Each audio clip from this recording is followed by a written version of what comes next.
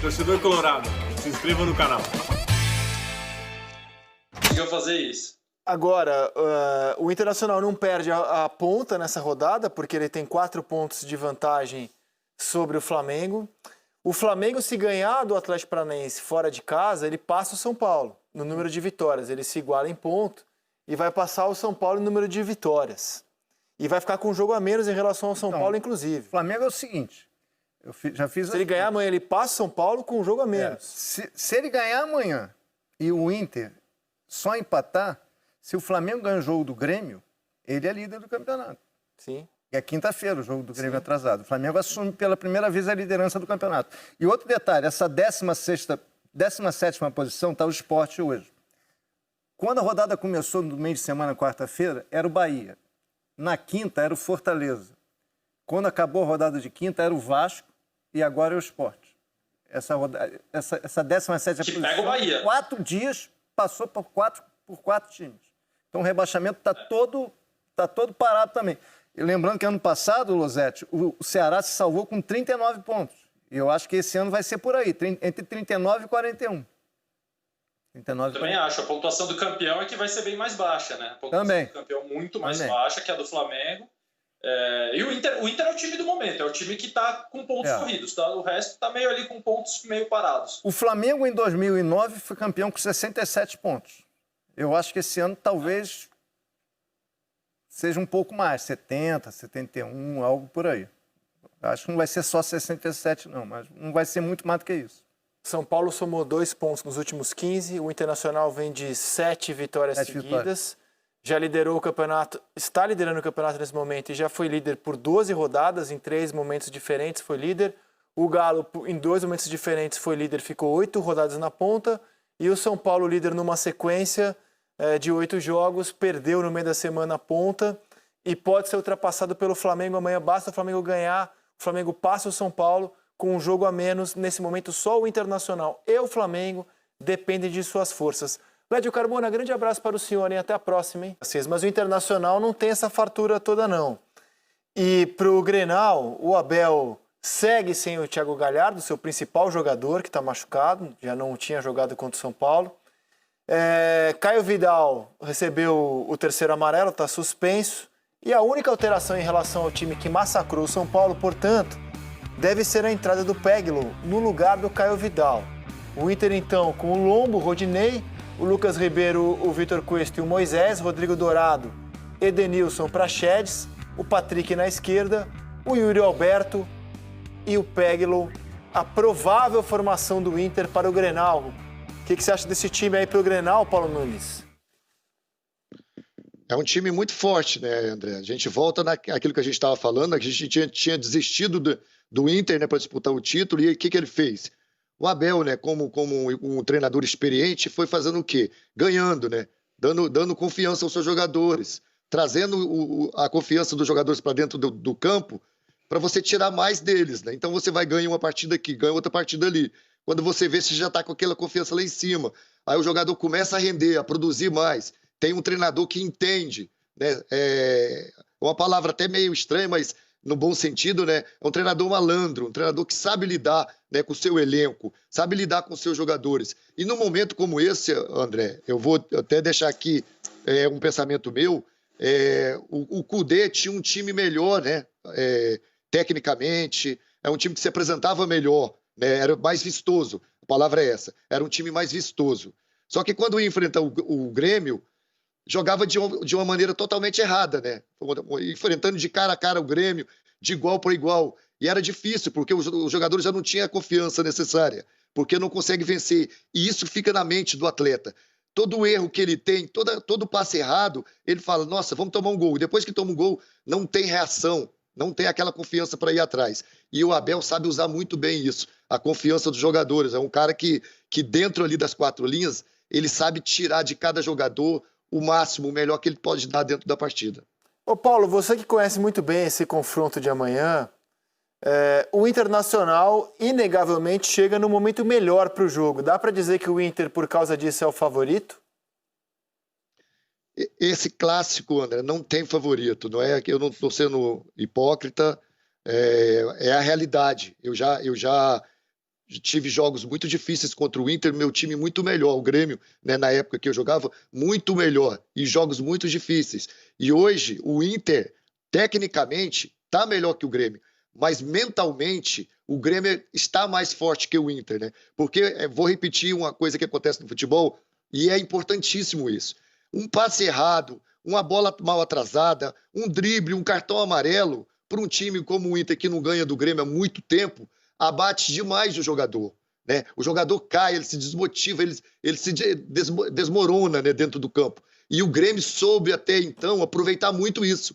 O Grêmio, nas últimas partidas com o Inter, na maioria delas, soube aproveitar o lado mental do time do Inter. Então, por isso, por esse momento do Grêmio, né, de tantos jogos, eu acredito que está muito nivelado esse jogo.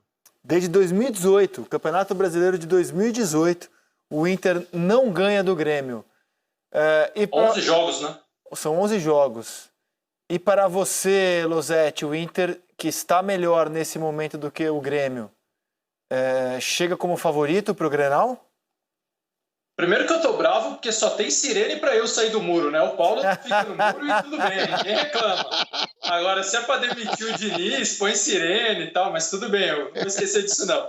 Eu acho que o Inter é o melhor, é o time que está jogando o melhor futebol no momento. E eu venho dizendo desde o início do campeonato que favorito pra mim é aquele que tá jogando melhor. Então, nessa mesma lógica, eu considero o Inter com mais chances de vencer, embora eu já disse aqui, o Grêmio para mim é o time mais difícil de todos de ser batido, é o que erra menos, é o que nunca sai do jogo, o jogo contra o Grêmio não acaba antes dos 49, 50 do segundo tempo, o time às vezes está mal, está com reserva, está morto, está com um a menos e consegue um gol numa bola parada, numa jogada combinada. O Renato tem todos os trunfos de quem trabalha no clube há mais de 4 anos, então vai ser um jogaço absurdo. E no Inter, Rizek, Vou jogar uma pimentinha. Você disse que continua sendo o seu principal jogador, o Thiago Galhardo. E eu acho que o Thiago Galhardo era o principal jogador do Inter do Cudê, mas eu não sei se ele é o principal jogador do Inter do Abel, não. Eu arrisco dizer que não.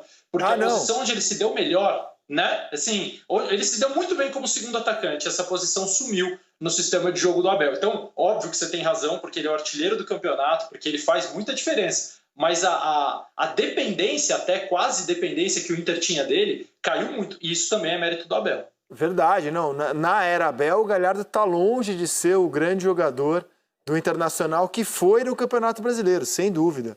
Sem dúvida, está longe. Ô Paulo, você mais ganhou ou mais perdeu o Grenal, meu velho? Ah, André, aí essa resposta é bem fácil. Eu só ganhei Grenal, André. Não, chama o VAR aí, não é possível, só ganhou. Chama o VAR aí, diretor. Não, eu devo ter empatado um ali, aqui, mas a maioria eu fui bicampeão gaúcho, né? E uma eu disputei contra o Inter, a outra eu disputei contra o Juventude, e jogos do Campeonato Brasileiro, na 95, 96, o nosso time era uma máquina, né, André? Com todo respeito ao Inter naquela época, nosso time atropelava, nosso time era muito bom. E você era mesmo. Danley, Arce, Adilson, Rivarola, Roger, Dinho Goiano, aqueles volantes tão carinhosos que o Grêmio tinha, Carlos Miguel, Arilson, Jardel, e eu esqueci quem jogava ao lado do Jardel nesse ataque, rapaz. Depois a gente lembra aqui. Vamos ver o Edenilson falando sobre o Grenal? Vamos ver o que o motorzinho do time do Abel Braga falou sobre o Grenal. Jogo difícil, né?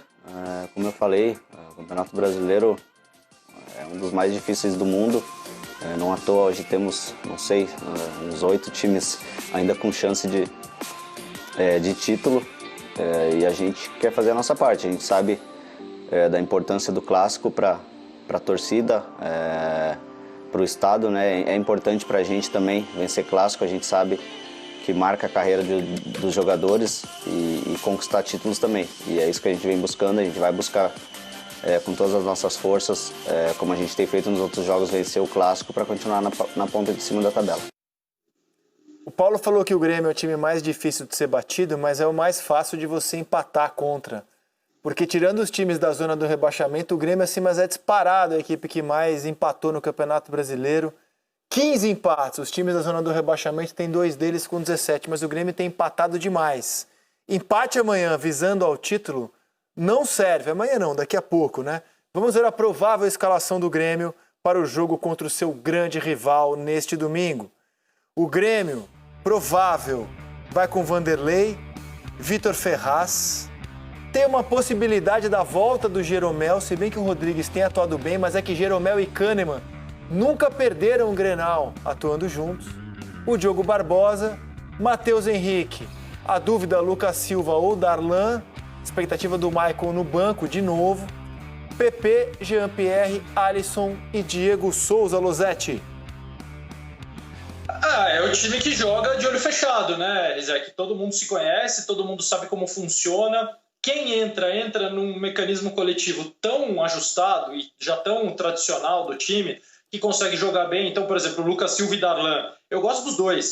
Tem um pouquinho de característica diferente. Eu acho que o Darlan tem um jogo um pouquinho mais vertical. O Lucas Silva protege melhor. O Lucas Silva, para fazer um jogo de proteção, vai muito bem. Foi muito bem contra o São Paulo, por exemplo, na semifinal, na minha opinião.